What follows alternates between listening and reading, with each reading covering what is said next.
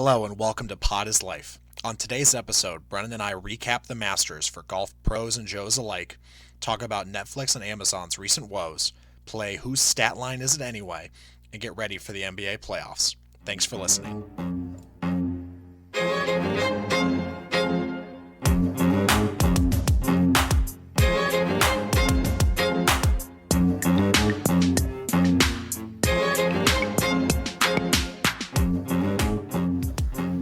Welcome to Pod is Life. My name is Harry, and as always, I'm joined by Brennan, the master himself. We're back. Again. We're back. Getting into a groove, we've figured out how to do this a little bit more efficiently so we don't take an hour and a half to connect on Skype. But last week was technical difficulties got the best of us for sure. Yeah, technology continues to try to thwart us at every turn, but we persist. Technology's undefeated. And it probably will be at this rate. Yeah.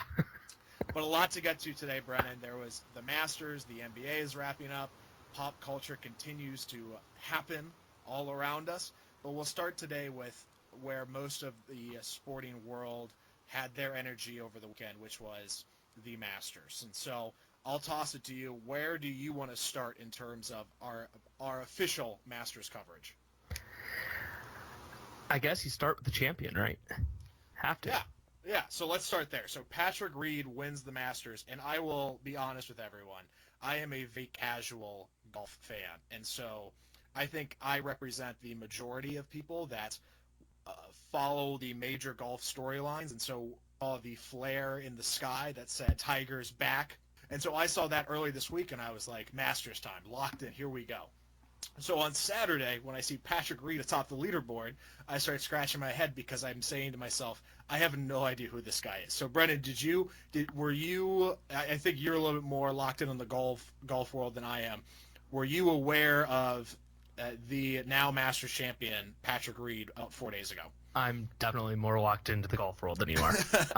Patrick Reed, known for Ryder Cup performance, arguably the best Ryder Cup match 2 years ago when he and Rory squared off. He beat Rory, and they were just going back and forth, talking trash to each other. The Ryder Cup's different than any other golf tournament, so the fans are allowed to say whatever they want pretty much within reason. And he just dominated that. He was great in the President's Cup when the Americans play. Pretty much everyone else in the world that isn't European. So he kind of got the nickname Captain America for dominating those events. I will say, though, as much as I enjoy him in those events, I was not rooting for him to win. And that's the reaction I pretty much saw from the golf community shortly thereafter. He wins, and the immediate backlash is everyone I follow on Twitter and all of the people that are plugged in on golf, all leading up to the conclusion of the tournament Sunday afternoon, are all rooting against Patrick Reed. And so I had this very strange reaction where I'm introduced to this phenomenal golfer, and over the course of 48 hours realized, no one in his, maybe this is why I haven't heard of him, no one in his community actually likes him. Yeah, I guess it kind of goes into you never really knew who he was until Saturday theory. But I did some reading. There was something on golf.com article. I didn't realize how, I guess, disheveled his life is outside of golf. He doesn't communicate with his parents or sister at all. Yeah, so he's estranged from his family. Yeah. It's apparently a back and forth, he said, she said, on terms of whether or not there was any maybe abuse or neglect when he was growing up. And so a very strange backdrop. And then I saw there's some other stories where he was kicked off of his first college golf team for the University of Georgia. Yeah, University of Georgia, for apparently stealing from allegedly stealing from his teammates. And so in the course of 24 hours, I think a good portion of the of the sports world is introduced to this character, and then we suddenly are just thrust upon us as also all of this additional information that everyone, it was widely available, and people that follow golf know this, but myself among the majority of people that probably have now learned more than we probably thought we ever would about Patrick Reed. Yeah, and I think that he's relative. I mean, he's 27, so he's kind of in that same age group of the trio that everyone loves of Spieth, Fowler, and Justin Thomas. Mm-hmm. And obviously they're always hanging out together and everything else, but he's kind of a loner. And like reading that article, it discussed how like he doesn't really interact with anyone on tour. He doesn't really play practice rounds with anyone. He's just kind of his own guy. He had a cheating scandal when he was at Georgia too about allegedly playing the wrong ball or shaving strokes. Mm-hmm. So I think even the people on tour, like they're fine with him, but they aren't, going to be buddy with him. And he doesn't want that either, I don't think. Yeah, and that seems like it's a little bit of his mentality. I know there were reports afterwards, after he had won, where apparently before he teed off, so he's in the final pairing because he goes into Sunday as the leader, and so everyone is teeing off before him, and he is just waiting in the clubhouse. And apparently he's just watching the Golf Channel and listening to everyone say that the pressure's on Rory, and that Rory is the one to beat, even though that he has a couple stroke lead at this point. And apparently that played into his psyche. He said that got him in the zone. So clearly, where I think a lot of golfers, it's a very close-knit community. Clearly he is completely okay with being the heel of this group. I think he thrives on that villain-esque role, where if the whole world's against him, he's fine with that because he isn't really like interacting with anyone except his wife and her family. Yeah, exactly. But at the end of the day, no matter how you feel about him, you can't take away his performance. He was the best player. He played a hell of a weekend, hell of a tournament. Yeah. What I thought was fascinating is this is a guy that hadn't broke 70 at any of his rounds in the Masters his 4 previous times playing, and he hadn't made the cut 2 of his last 4 times. And then he breaks, and then he has just 4 phenomenal days and 24 birdies, and next thing you know, he's now our beloved Masters champion. Bad for those American golf fans though who don't really like him and then had to watch Sergio win last year. So exactly. It was just, I guess, back-to-back not great years for the Masters. Yeah, and so speaking of Sergio, let's paint the broader picture. So Patrick Reed is our champion, and so it comes close at the end, but the tournament starts with our first iconic moment is Sergio Garcia, last year's Masters winner, has his no good, terrible, bad day where he has a hole where he shoots 13. Yes. The over under was eight strokes on any given hole. And so Sergio, I think, was laying down heavy on the over because this was just a bad look. And at that point, honestly, you're done. Even though it's day one early, you're already out and probably at that point playing to make the cut. Yeah, I was watching, and I saw it live. Mm-hmm. It was the most absurd thing I've seen on the tour. He goes in the water 5 times on 15. Yeah. 4 times in a row on the same approach wedge shot. So he's probably 130 out, hitting a wedge in, and Sergio's known for having a ton of backspin. And 15, the front side of the green's extremely sloped. So he was landing the ball exactly where he wants to, and the spin was just taking over, and he was going in the water. And I'm sitting there, I'm like, obviously I'm not a PGA Tour caliber golfer, but if I do that twice in a row, I'm just clubbing up and hitting it over the green. So I'm not going in the water anymore. See, I completely disagree, because the second time you do it, I think all rules are off, and you now have to just prove to everyone that you can do it, especially day one of the tournament. You're not going to let this hang over your head. And so after the second time when he goes in, you're like, all right, well, you know what the saying is, it's third time's a charm. Yes. After the third one, you can't change at that point because now you're locked in.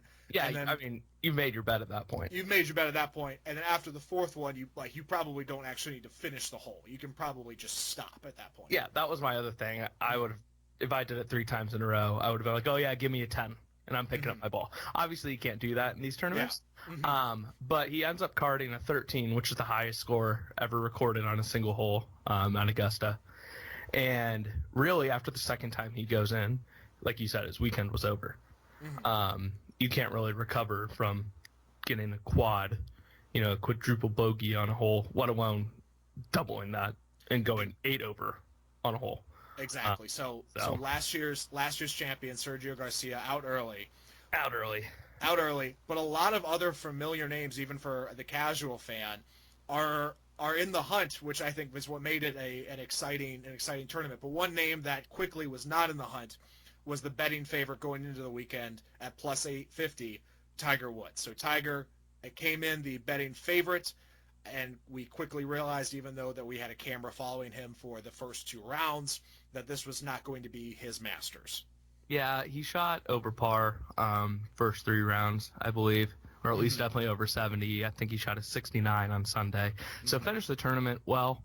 I think he finished 1 over and tied for 32nd. Which, all things considered, I mean, you had a spinal fusion surgery. Yeah. I mean, considered a win. I mean, obviously, it's not the Tiger that we've all been in love with forever, and obviously not a betting favorite. His iron play wasn't great. He wasn't there. He wasn't in contention, and it was disappointing to watch, but it was also great to have him back. Yeah, and I think what I saw too was a couple drives that he would have where the announcers and commentators are just in awe of how hard he's hitting the ball, and then a few other times where he hits it and immediately everyone gives out a groan because you can see it just tailing off into the woods or into the rough.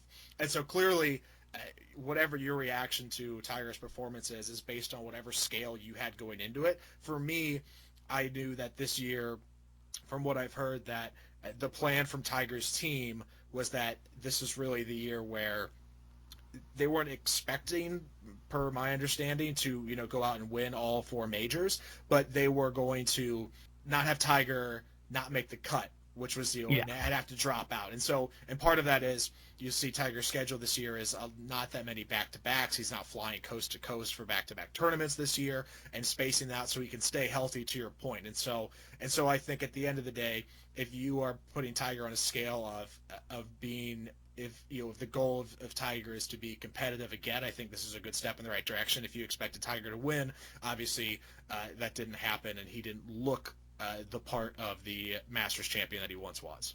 Yeah, it was definitely a good first step for the major overall, for competing in all 4 majors. He had 4 healthy rounds, obviously finished Sunday at 69, so 3 under is a good step in the right direction. But I was not expecting him to be top 10, top 15. Exactly. So Tiger didn't put it together, but still made the cut. Finishes nice. It's basically just continuing to try to rehab and get back into that top 10, into that elite group. Some other people that were in that top 10, Rory, Spieth, Fowler, Bubba, all in contention headed into the weekend, which is obviously great for golf. Some of those big names that Phil, unfortunately, not in that group. One of my personal favorites. But Brennan, what did you think about Jordan Spieth's up and down tournament? So he had, he had some days where he looked the part and basically put the course record on notice, and then he had a day and a half where it wasn't all there, and that's really the main reason why he didn't walk away a Masters champion. Which at the end, he finished 3rd. At the end, it looked like revisionist history. He could have done it at some points. He went into Sunday at 5 under,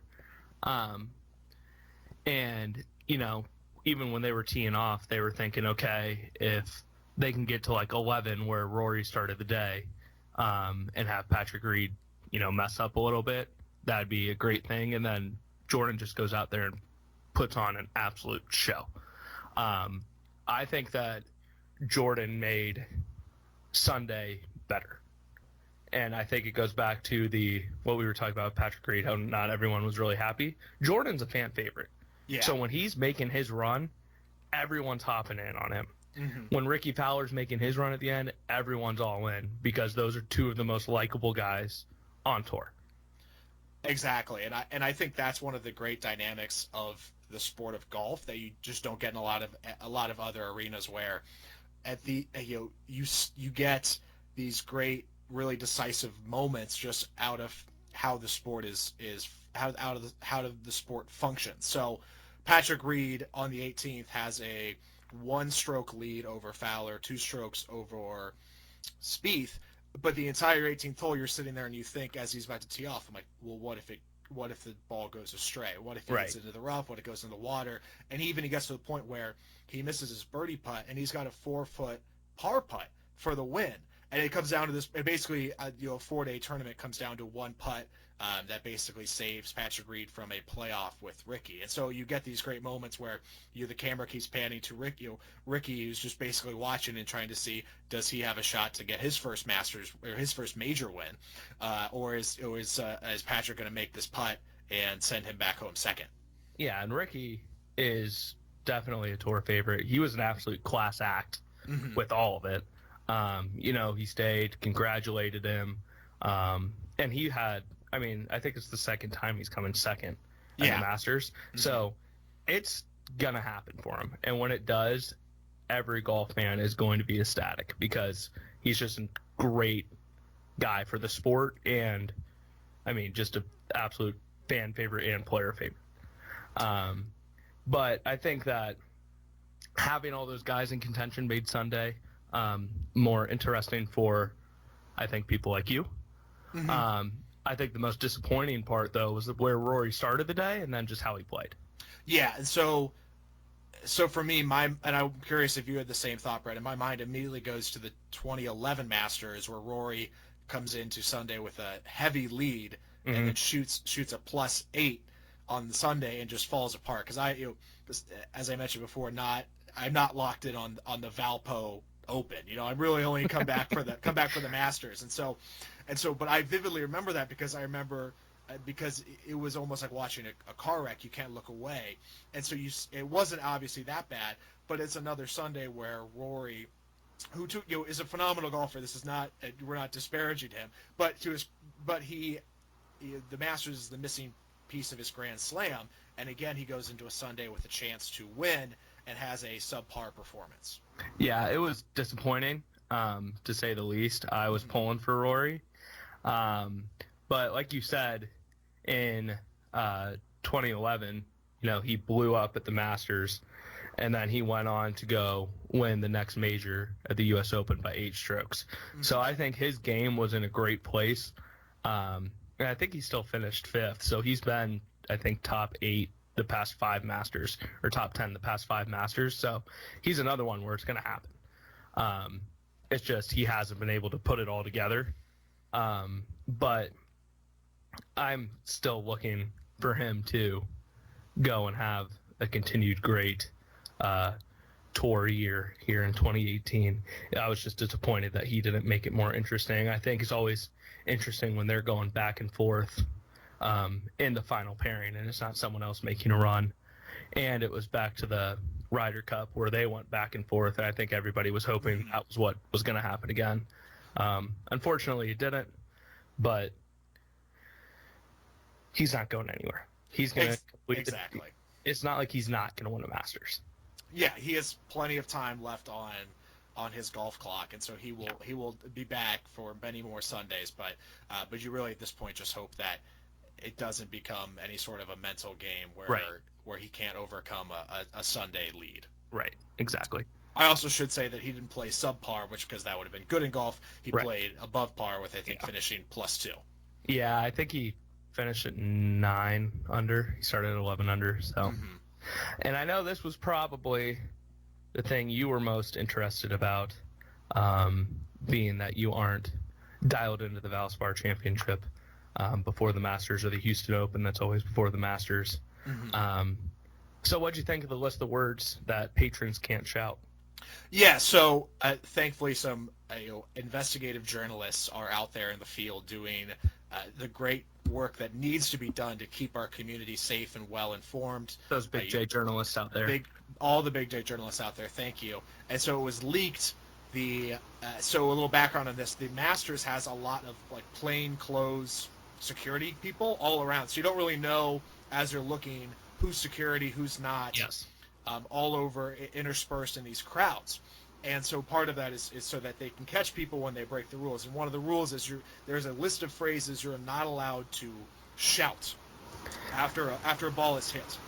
And what cracks me up looking at this list is that clearly something has happened that would cause you to basically have a word on a list, right? Like it's not Right. like you Like just, somebody's yelled this before.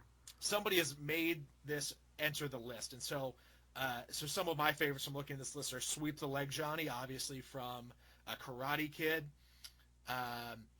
R.I.P. Harambe is a no-brainer. And then my real one is some of these more creative ones, like insert band name should be in the Rock and Roll Hall of Fame, because at that point you are really committed to the bit when you're not just yelling out a hashtag, you're yelling out a full sentence that something you're proclaiming something you believe in. And I mean the ones that are like shorter that you hear multiple other events of, mashed potatoes after a big drive or Baba Booey. Mm-hmm. But I mean, there were some of them on there, which like you said, like somebody's had to yell this before. Or there's definitely some backstory behind it. Exactly. But I don't see how people can yell like a 12-word sentence. Yeah, because it's, at that point, a small amount of time you're working with here. You're clearly ID'd by everyone as the guy Right. who is still shouting as they've now approached their second shot.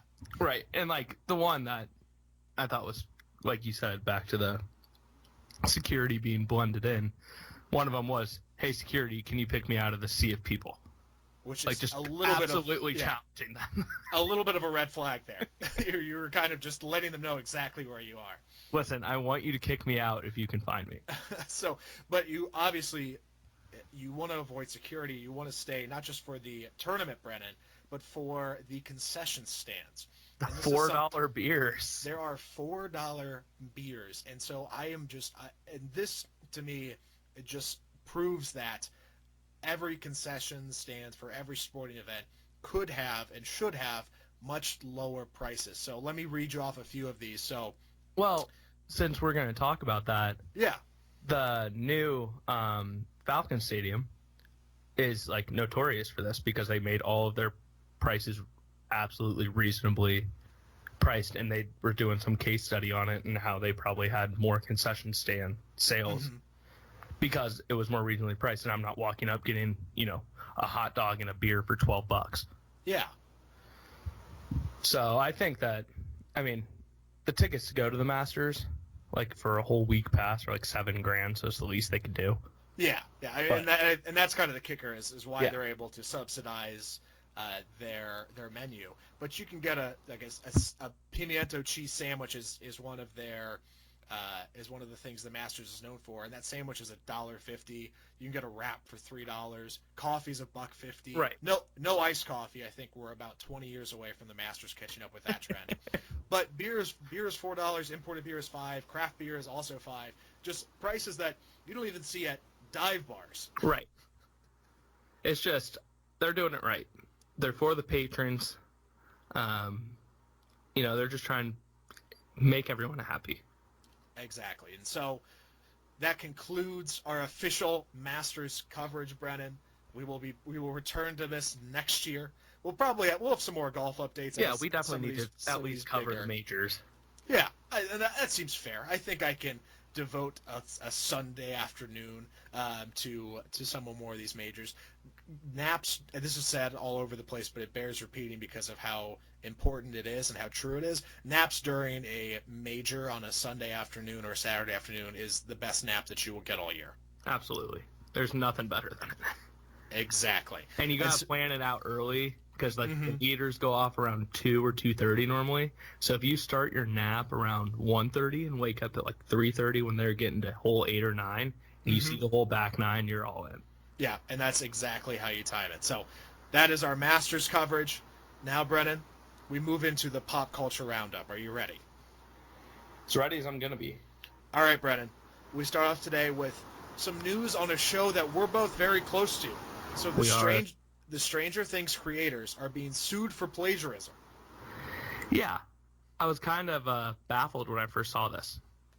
So let me arm you with some facts here. So filmmaker Charlie Kessler says he pitched the Duffer Brothers, so that's the creators of Stranger Things, Right. on a film in 2014 called Montauk. And then he's alleging that these brothers used his pitch as the basis for their hit TV show. So Kessler's film was apparently going to follow the police department in Montauk, which was located close to a secret government facility where strange and mysterious things happen. Interesting. Okay. And also, early scripts of Stranger Things called the project Montauk, and apparently an early casting call for Stranger Things was basically, at the time, it was for Montauk. And so these are documents that are out there. And so Kessler's pretty much saying, you guys ripped off my idea, and I didn't get paid for it. Yes. Yeah. And so two questions for you. Is this trouble in paradise, and how, if at all worried, should Netflix and Stranger Things faithful be? Now, something I saw too, in doing a little bit of reading on this, allegedly there's email documentation between the Duffer Brothers going back to 2010 discussing this. So they might be, completely just enjoying paradise, kicking back with probably more than $4 beers. Mm-hmm. With Netflix next to them as they're getting ready to go into season 3 here.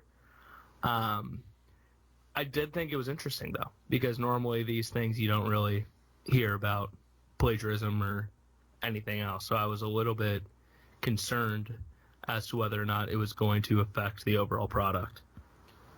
Yeah, I think at the worst case scenario, Netflix might have to pay Kessler just a small something to say, hey, some settlement that just has to go away. Yeah, it basically says, hey, we fudged up, here you go, and we could have done a better job early, but at no point are they going to make any sort of public statements that say, hey, yes, the Duffer Brothers, who are Netflix's crown jewels that they're holding on to right now, plagiarize Netflix's best intellectual property of a show right now. Right. Yeah. Exactly. Nothing's gonna happen here. Yeah. So Stranger Things will continue to roll on. Just something to keep an eye on, see what happens. We'll have some legal scholars on in the future to see if we can help parse that out a little bit more. Yeah, I think we know a couple of people in law school or people that have their bar license that could break this down for us. Yeah, I mean, every podcast needs a legal expert at some point in time. Absolutely. Okay, so that's on the Netflix side. Then we shift over to the Amazon side. So Amazon inks a 5-season deal for the rights to make a Lord of the Rings TV show that is going to cost them an estimated $1 billion. Yeah, I mean, so full disclosure, when I was younger, loved the Lord of the Rings films. Yeah. Thought they were some of the best made. They were entertaining. They were a little lengthy, but they kept you engaged. Mm-hmm. I will say I didn't follow on into The Hobbit and all of that. I kind of stayed at the trilogy and left it as is. But like you said, it's going to cost $1 billion. So my question for you, there's no matter what happens with this, it could be the most successful thing of all time. Amazon's not making their money back. Yeah, and the reason why I think they, it's going to be so hard for them, for someone in the finance department to line item everything together and say, hey, look, we made $1 billion and $1 off of this. Yeah, is because of the nature of the streaming service. And so it's kind of a similar problem that Netflix and all these streaming services have, is you're going to spend so much. They spent $250 million on the rights alone. And then basically when you building everything else together, they think it's going to cost them close to $1 billion. But unlike a movie theater, it's not like you can go out and say, here's the exact ticket money sales. that we got from that. And so obviously Amazon is not going to go bankrupt off this, and they're going to obviously take a huge financial hit here at the beginning to get this thing up and running. Can we really even say they're taking a huge financial hit? They pretty much run the world as is. They do, but I still think when somebody swipes the card and it's $1 billion, they're going to be like, "Oh, okay, that's well, we a lot." felt that for the last 30 seconds, and then 14 million people buy one thing on Amazon and they get their royalties back. Well, and that's what Amazon's hoping for, is they're saying, hey, this is going to be on Amazon Prime. You have to be a Prime member to be on it, and so they're hoping that that'll drive up Prime and it'll get more people to use other Prime properties and other. Are you a Prime member? I am. I love Amazon I Prime. am too. I did the 30-day trial and then forgot to cancel it. That's And I'm kind of happy I forgot to cancel it. Exact same thing I did. I live in a millennial family where I pay for the Amazon Prime, my parents pay for the Netflix, my sister pays for HBO Go, and my brother's a freeloader, and we live in a very... He's still in college. Let him live. Yeah, okay. Fine, whatever. I also live in the millennial family, though. I have the Amazon Prime. My sister pays for our Netflix. And my parents have a Netflix account that they just don't use. Perfect. And so, but Amazon will be fine. I think another interesting hitch in this is that in the rights negotiation, Amazon has 2 years to start production on this, or the rights go back to the Tolkien estate, and then Tolkien basically puts it back up for bid again. And so, Amazon outbid Netflix and Hulu for this, for the rights to make this show, but they now have 24 months to get it going, to cast, get everything going, and basically start rolling film. Otherwise, they're at risk of basically losing out on that $250 million plus whatever they do in the next 2 years. So we'll actually see this show sooner rather than later because they have to start making it. Yeah. Speaking of movie rights, movie property going up for sale, Russell Crowe has his divorce sale, maybe the greatest divorce sale of all time. It's definitely the best divorce sale of 2018, and I'm willing to say of the last 5 years. You know, I am not a divorce sale historian, and so I will not go out on a limb further than that, but I feel comfortable saying within the last 5 years. And so Russell Crowe, I think I saw somewhere where he made over $3 million selling off various things in Australia as part of this divorce sale where he's divorced his wife, and whether it's she gets half of everything he owns and he has to sell. There was a prenup. Kanye told us that. And so I don't know on that side of the ramifications, but I know that Russell Crowe essentially has split up with his wife and has decided that he is going to sell off a lot of things and make a whole affair out of it. And so it had all of the pomp and circumstance of a large auction house, and the number one item is the breastplate that he was wearing from the movie Gladiator, which sold for a cool $96,000. And so, Brennan, my question for you is, if money wasn't an object, what are the movie props that you would buy? Money's not an object. Movie props I would buy. First one that comes to mind is simply because it was probably the first movie I fell in love with. I want Benny the Jet's PF Flyers. Nice. From Sandlot. Uh-huh. A movie I've never seen, but it was like its 25th anniversary this week. You need to watch that tonight. I know. I've heard. I have heard from the rafters and from everyone I've ever told that to. So it is on the list. It is just something I have not gotten to yet. But so you'd go with the PF Flyers from the Sandlot. Yes, from Benny the Jet Rodriguez. My first one I went to was Wilson the volleyball from Castaway. Fair. That's fair. I'm trying to think what else. I mean, I don't think there's anything from the Harry Potter series, even though how iconic that series is. See, disagree. I would go with the Snitch because I think that's the Snitch or the Elder Wand.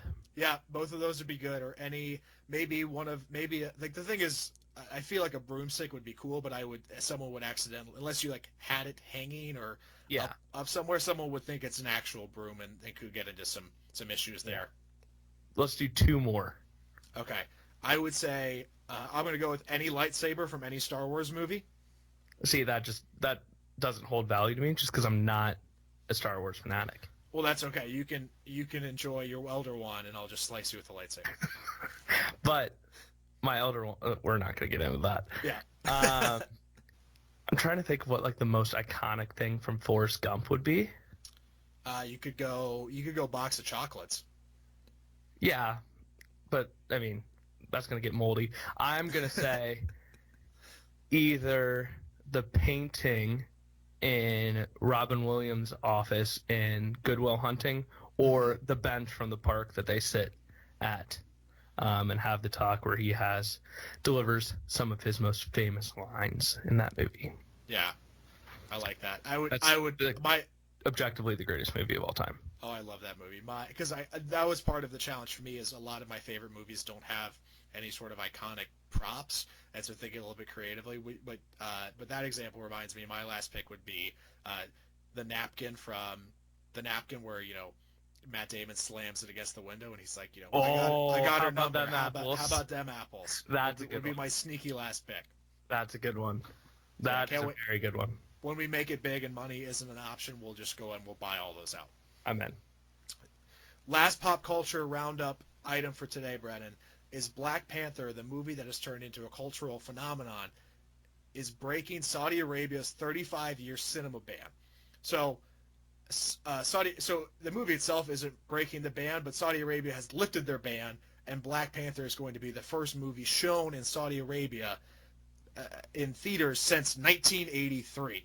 So how are people going to react when the last movies they saw were National Lampoon's Vacation, Star Wars The Last Jedi, A Christmas Story, or Scarface, and then the next thing you throw them in is, boom, Black Panther? I don't know. Because I'm just thinking back, like, Christmas Story, obviously watch it every year. And just how much, obviously, we said earlier, technology is undefeated, how much it's progressed. I would be baffled. Like, I just don't know how I would react. That's, 35 years of just not seeing movies.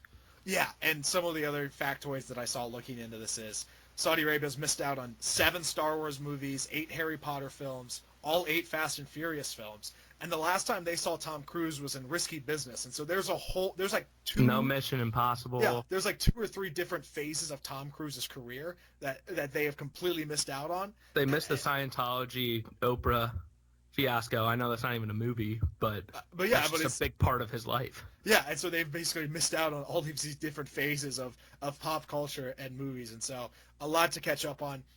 I will be honest, they can skip a few of the Fast and Furious movies. You need to see 7, and then. But I think you're okay with skipping a few. I think for our listeners in Saudi Arabia, the Pop Culture Roundup doesn't do anything for them every week.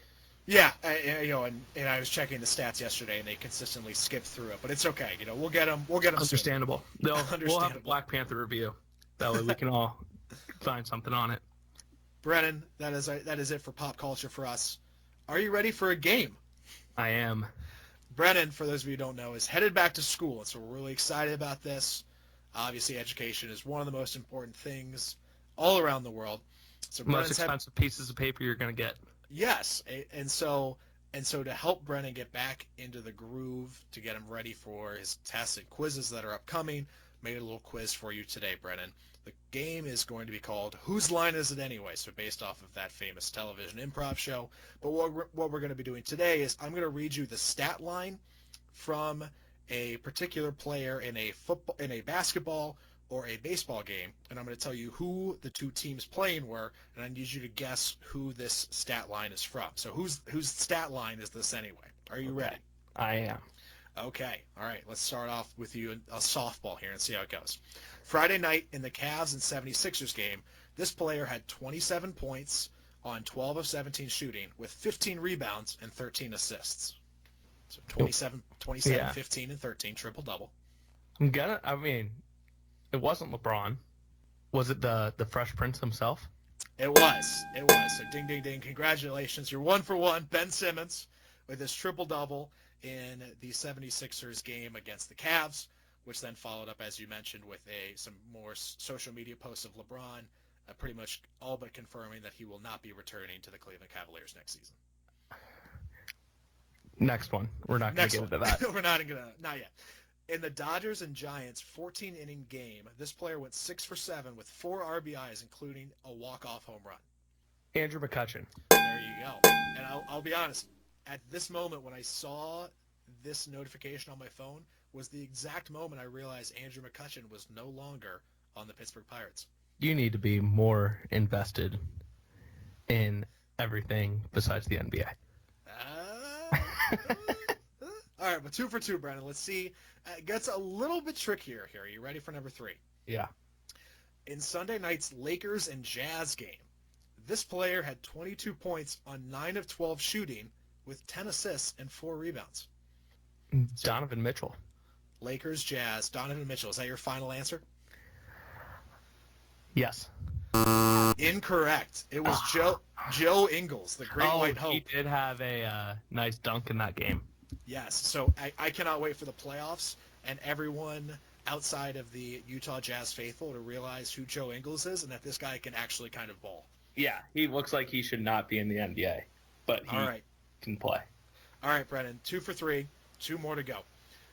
In his last outing against the A's, this Angels pitcher went 7 scoreless innings with 12 strikeouts and picked up the win for his team. I don't know how to say his first name, but his last name's Otani. Yep. Otani of the Angels, who apparently is the second coming of Babe Ruth. He's the Asian Babe Ruth. Yes. Is pretty much what we're getting at. That is definitively. So, yeah, he pitches and he somehow hits, and I haven't seen it happen yet, so I'm really confused as to how that all works, but I'll figure it out. I'll figure it out when we get closer to October. His the way it's all set up, so he either is pitching, then he gets the next day off, and then he's the DH when he's in the lineup not pitching. He normally gets like a sandwich between his pitching day, so he'll be the day off before and day off after, and then he DHs. Nice. You learn something new every day, Brennan. Yep. All right, last one, Brennan. You are 3 for 4, so close to finishing this out. In Saturday night's Thunder versus Rocket game, this player had 24 points, 4 assists, and 5 turnovers. Since we were talking about how Russell Westbrook became the first player to average 4 turnovers, I want to go there, but I feel like that's too obvious. Thunder So versus he Rocket. had 20 what? 24 and 4 with 5 turnovers. Would you like to phone a friend? No. I'm going to say not my MVP, James Harden. Incorrect. It was Paul George. Oh. Paul George, but I could Also see. not my MVP. But Yeah, I could see that. So that was your curveball. Was that pretty much could have been 7 different players from that yes. game. Including So, Steven Adams. Congratulations, Brennan. You have won. You are 3 for 5. Your prize is you get to continue to be the co-host of Pod is Life. Happy because I didn't know there was a lot of other competition for that. And if I only have to do things 60% right and stay on here, I'm in. 60% of the time, it works 100% of the time, Brennan. All right. So in NBA news, you gave me a lot of stat lines from the NBA. We'll start with Kyrie Irving being out for the year. What do you think the ceiling is for the Celtics now? I would say a realistic ceiling for the Celtics is a Eastern Conference Finals appearance. And so I don't think there's any way they get past that, but I think that would be a realistic ceiling for this team given the state of the East, given how Brad Stevens has been able to continue to put a good product out on the floor and the progression of Tatum and Brown. Marcus Smart is going to come back late April now, it seems. Okay, so And he is going to be back for the first round? Yeah, and so I don't think he'll be back in time for the first round. But if the Celtics can make it out of the first rounds, it appears he'll be back for the second round potentially. And so, given all of that information and how just kind of how much of a crapshoot the East is outside of the Cavs now, I say it's still very realistic to basically pencil in your Celtics for an Eastern Conference appearance against the Cavs, unless they have to play the Cavs before, then in which case they'll basically lose whenever they play the Cavs. So right now I'm looking at the standings. Celtics are the 2nd seed. Mm-hmm. They would be matched up with your Milwaukee Bucks in the first round. A team that has historically underachieved this year. Yes. But no Kyrie Irving. No Marcus Smart. No Gordon Hayward. I would not be shocked if Eric Bledsoe and the Greek Freak knock him out. I do think it's always a good barometer to see who has the most talented player when it comes down to a playoff matchup, and clearly without Kyrie, without Haywood, the Bucks very, very well may have 2 of the best 3 players on either team, on their team. But I still think that just with Stevens' history and his backstory and his ability I think he's the to best put coach teams in the league. together. Yeah, I think he will get them out of the first round, probably out of the second round. And I think I think they probably lose in 5 or 6. A gentleman's sweep to the Cavs. The second round, they'd be matched up with the Philadelphia 76ers, which I think, if Embiid's back healthy and Ben Simmons, youth might catch up with them. But I would not be shocked to watch the 76ers win one in 6 or 7. Because Brett Brown is, like, under the radar, phenomenal coach. I will say yes. I think Brett Brown deserves a little bit more credit, but I do think if you were doling out credit for the 76ers season this year and 50 wins, I think you have to divulge a good chunk of that credit and give it to Sam Hinkie for creating the process. And even though he got fired before it came to its fruition, he clearly was able to look at the system and say, hey, we're just going to continue to do this until we get a transcendental talent. And then they lucked out and they got two of them. And they got 2 of them. But Brennan, that leads us into our list of what are our most interesting playoff storylines. So let's start there, which is, has Philly's time come? And so you're saying that their inexperience might be a problem for them, but you still think that they have a good chance to make it into the Eastern Conference Finals. They're similar to the Eastern Conference Finals. Correct. But I think that their ceiling would be similar to the Celtics in an Eastern Conference Finals appearance. I don't think that they'll make it there, but I think that that's their ceiling for them. So if you are a Philly fan that thinks that you're going to make it out of the East, I don't think that's your year. I think this is a really important year for them, though, to get a lot of really good playoff experience. Yeah. They know for all those young guys. Yeah, and similar with the Celtics, is the Celtics and the Philadelphia 76ers both know they're playing for next year and 2 years from now, given their wealth of young talent on both of those rosters. Everyone except LeBron and Toronto is playing with house money. Yes. Agreed. So, which brings us to our next point. So one of my favorite storylines is the Raptors trying to prove that this is the year that they're different than all of those other years. So they always were a piece away.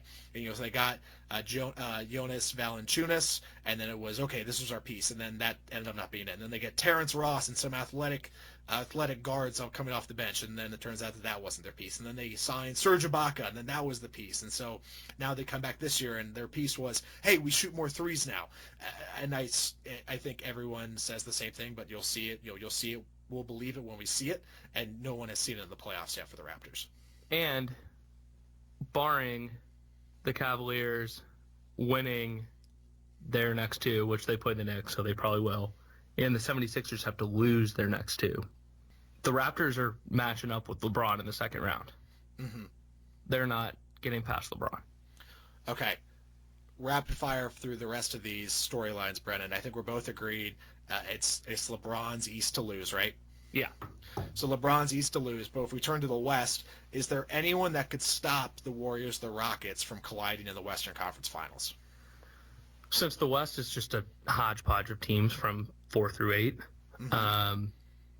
right now, as the standings are, the Warriors would be playing the Thunder without Steph Curry.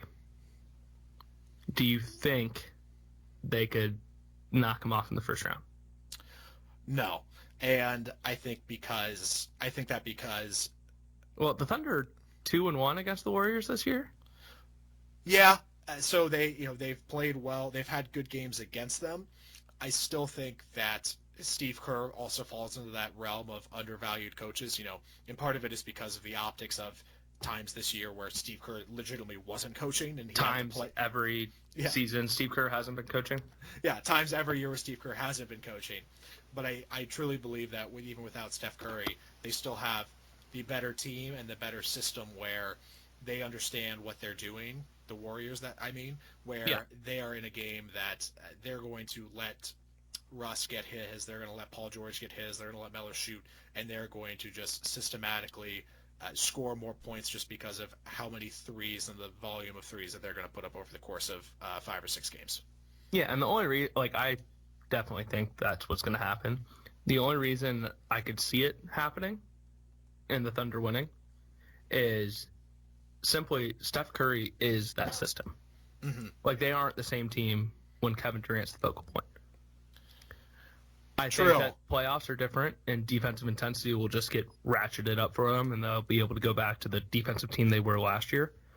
But outside of that first-round matchup, I love, the Jazz with Donovan Mitchell.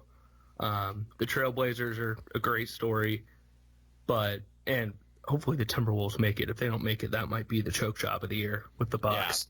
But Houston and it's Houston and Golden State. Mm-hmm. And who do you got? You ready for this tease? Yes. I'm going to give out that prediction at a later date. How about that? Got to tune in. Maybe not even next week. We have to wait even longer than that. But I think the winner of that series will be whoever makes more 3-pointers. And that's as kind of trivial as that sounds. That is honestly what that series is going to come down to. And not even say the Warriors are shooting at 40% and the Rockets are shooting at 42%. It's going to be pure volume that, are the Rockets shooting 10 more threes a game or the Warriors making 2 less threes a game? It is two systems. It is going to be the NBA version of the Spider-Man meme of 2 Spider-Mans pointing at each other, because it's both 2 teams that are just going to be chucking up threes and 2 teams that are built to take advantage of the fact that there's a shot that's worth more points than any other shot in the court. Yeah, and there are 2 teams that play the fastest, so it'll be fun to watch. With the Paul George stat line in mind that you read to me. Mm-hmm. So today or yesterday, he was interviewed about the possibility of him staying in Oklahoma City. He said he could see himself staying there. Obviously, it was not committal in what he was saying, but said he has enjoyed his time there, has learned a lot, likes his teammates. Do you think he's just BSing us? Or do the Thunder have to, upset someone and make a little noise for him to even consider it, seriously? I think if the Thunder are matched up against the Warriors, no matter what the result is, that won't affect Paul George's decision, because it's that's one of the 3 teams that has the best chance to win a championship.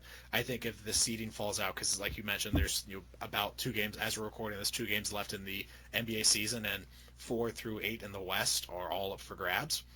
So if the seeding works out that the Thunder has to play any other team other than the Warriors or the Rockets, and they lose in the first round, I think that would be a little bit more of a red flag. But there's free agency in the NBA has become such a crazy phenomenon where really the only people who know is the player himself, and so I think the Thunder can do themselves a huge favor in keeping Paul George if they can put on a really good show against the Warriors, or if they can at least make it out of the first round.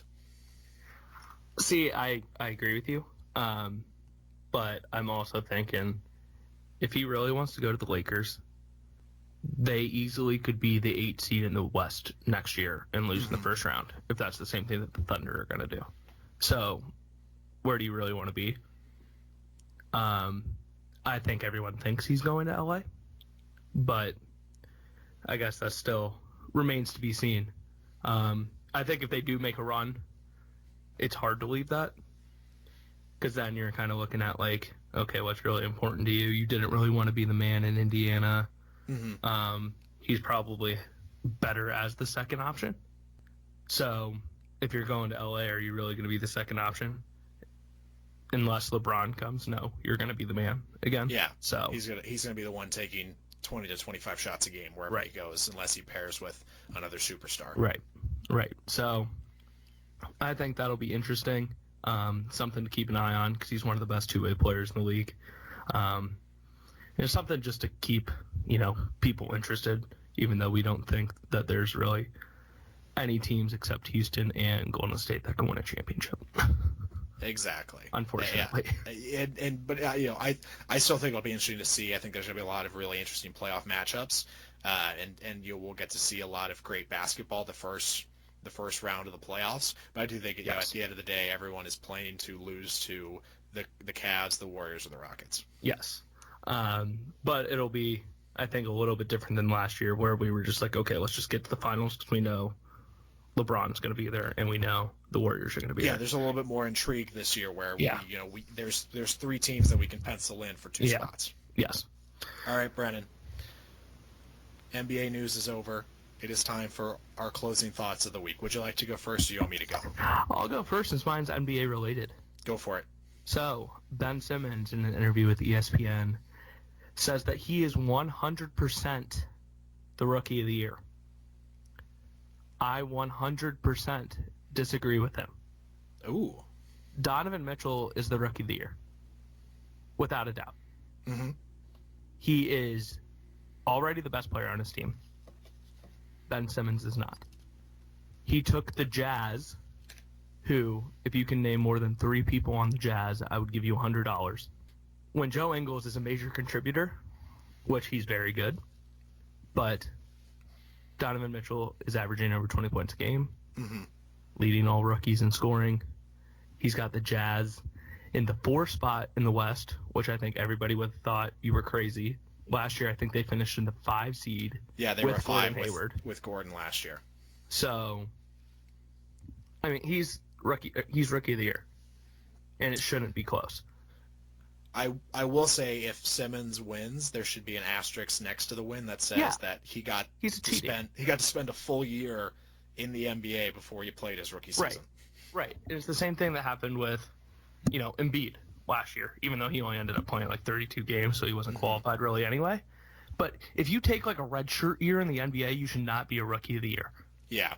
I'm totally for that rule. I'm totally for it because he clearly came out this year and looked nothing like a rookie just because he had an entire year under his belt. He had an entire year of NBA weight room, understanding the schedule, travel, everything else. Donovan Mitchell came in from the University of Louisville, go Cards, L1C4, and is dominating for Utah right now. He's Rookie of the Year. And if he doesn't win, I'm going to boycott the NBA. Okay. That's going to make our podcast interesting, but we'll figure it out. Brennan, my closing thought of the week is a Netflix recommendation to watch Icarus. And so if you have not seen it yet, Icarus is a documentary on Netflix. It won an Oscar, actually, for the best documentary this past year. And it covers all of the bases that I think a lot of people are interested in. It has a sports element to it. It has a politics element to it. There's scandal. There's corruption. There's a very human element because the story follows a amateur bicyclist who competes in these crazy races. And so it starts off with the bicyclist essentially saying, hey, I think I'm going to try doping to see if I can get around the doping system because he's obviously read all the reports about how doping's prevalent. And through his initial experience and to try doping, he gets linked up with and ends up spending the first portion of the documentary Skyping with the man who you find out later created the entire Russian doping, the mastermind of the Russian doping scandal. So he is the reason that OAR band sales went way up during the Olympics this year. Yes. And so, but it's so crazy because you see how quickly everything turns and everything changes. Suddenly, this character who is a person and kind of just was doing his job and his role has to flee his country and seek asylum in the United States, because what he's saying is reflecting poorly on Russia. And so there's these great sports elements to it. There's a mystery element to it. It's very well made if you're a fan of documentaries, and even if you're not, go watch Icarus this week on Netflix.